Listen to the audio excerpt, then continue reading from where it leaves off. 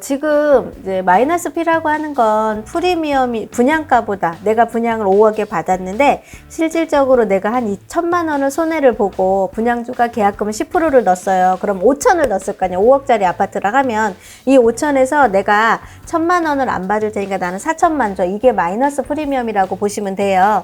그런데 그 프리미엄 자체도 거래를 할 수 있는 상황이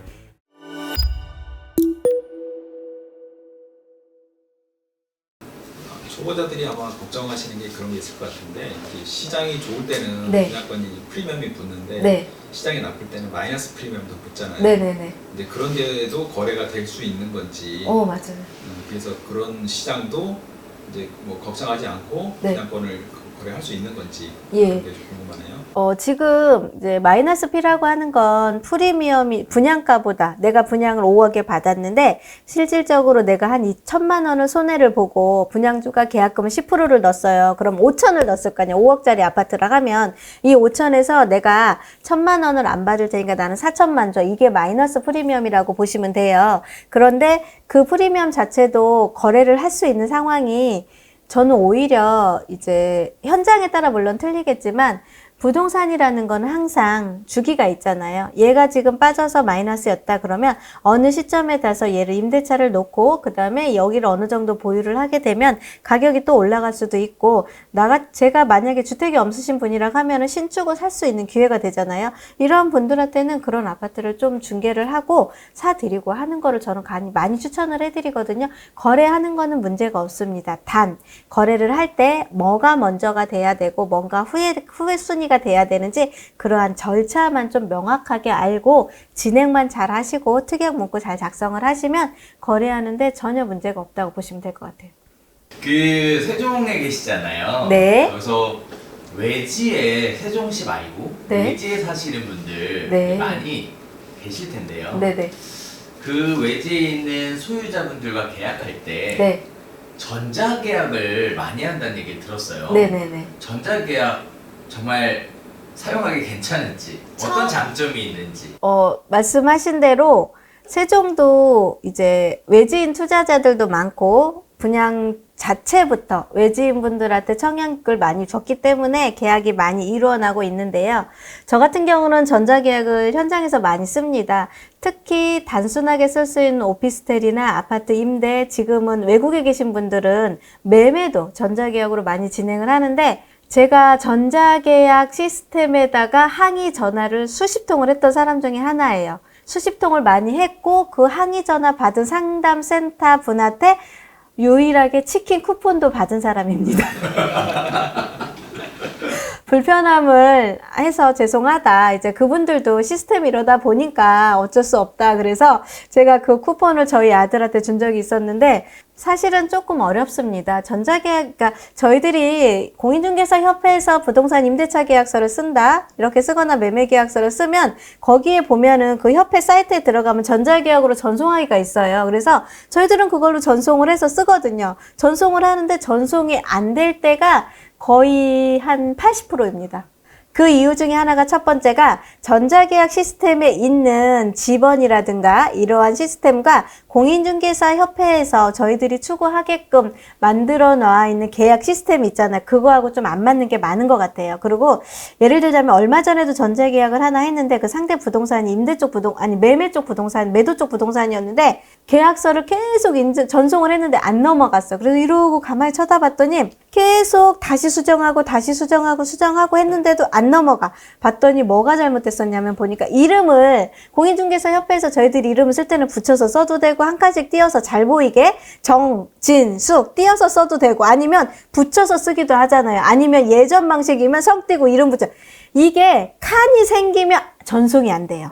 이 정도로 되게 예민한 애가 전자계약 시스템이더라고요. 그래서 전자계약을 전송을 할 때는 저희들도 좀 만반의 준비를 하고 뭐가 하나가 안 됐는지 오류가 뭐가 생겼는지 칸이 하나가 비어졌는지 아니면 어떠한 숫자가 뭐가 하나가 예를 들면 키호 부호 하나가 잘못 들어갔는지 이런 것들 하나하나 체크를 하다 보니까 시간이 조금 더 오버가 되는 건 맞는 것 같아요. 그래서 전자계약 시스템을 이용을 해야 임차인들 같은 경우는 금리 할인도 해준다. 이런 걸로 많은 혜택을 주는 것 같으면서도 실질적으로 저희 중개하는 입장에서 봤을 때는 시스템을 전송을 할 때는 굉장히 어렵고, 더군다나 저희들 주택임대사업자들 많이 가지고 계신 분들이 계세요. 근데 이분들은 한국공인중개사협회에서 주택임대사업자 표준임대차 계약서를 작성하게 의무적으로 발행을 해놨잖아. 그 주택임대사업자의 계약서 관할하고 있는 국토부에서 의무적으로 발행을 해라. 의무적으로 발행을 했는데 그거는 전송이 안 돼요.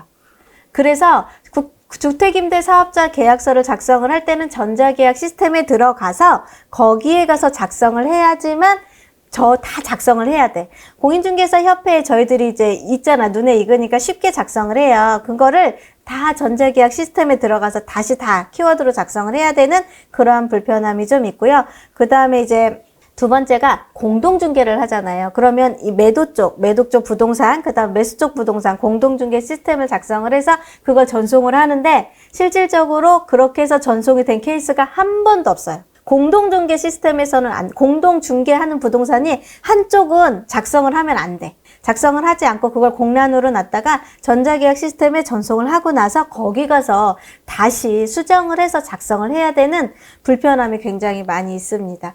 그래도 고객이 편하다고 하면 저희들은 계속 시도를 하려고는 하는데 지금 전자계약 안 되는 부동산 분야도 많아요. 제가 지금 중개하고 있는 이 분양권도 전자계약이 안 됩니다. 그래서 어쩔 수 없이 매도 매수를 만나서 계약서를 써야 되고 양도 양수인을 만나서 계약서를 써야 되는 그러한 상황이 좀 많이 되고 있고요.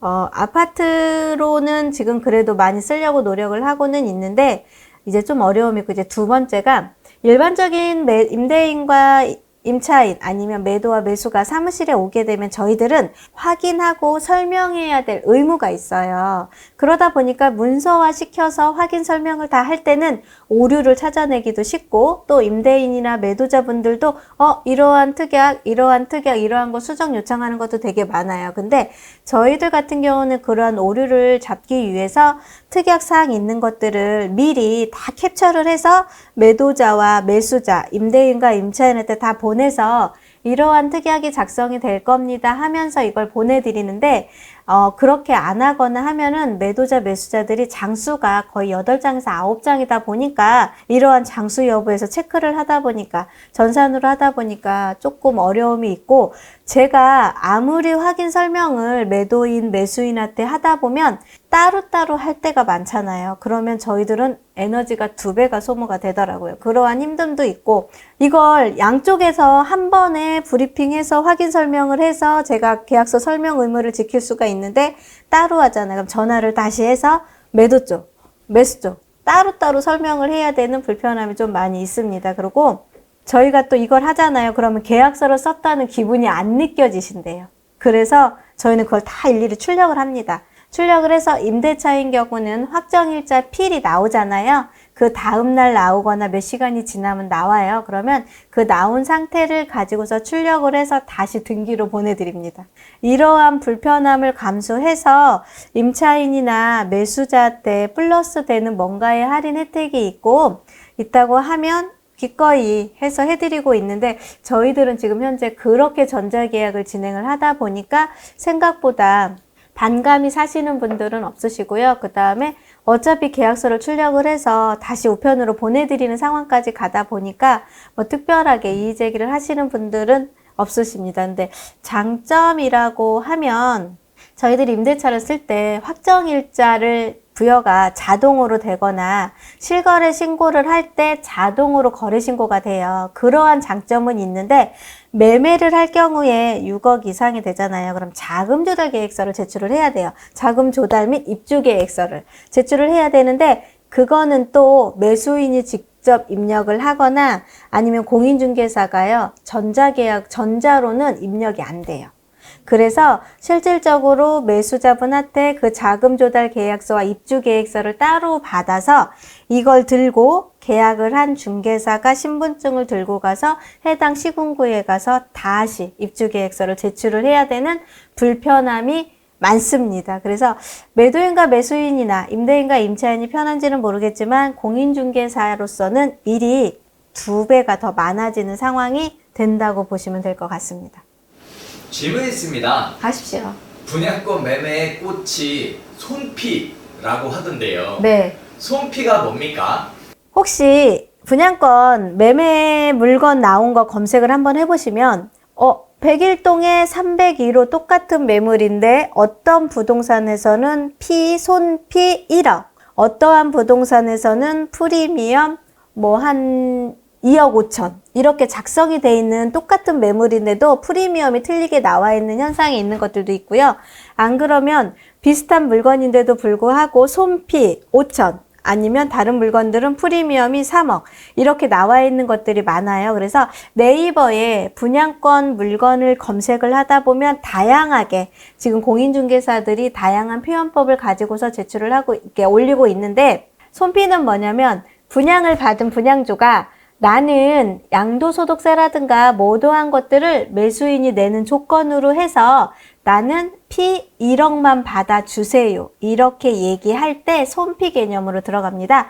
사실 손피 개념은 저희들이 전혀 접해보지 않았던 상품 중에 하나이기도 하고요. 그러한 방법도 하나 있는데 약간 불법이 아닌 편법으로 보시면 될 것 같아요. 왜냐면 양도소득세, 분양권의 양도소득세가 1년 단기 매매 1년 이내면 70%의 계산, 지방교육세까지 계산을 하면은 77%, 그 다음에 1년이 지나서 1년이 지난 이후부터는 66%예요.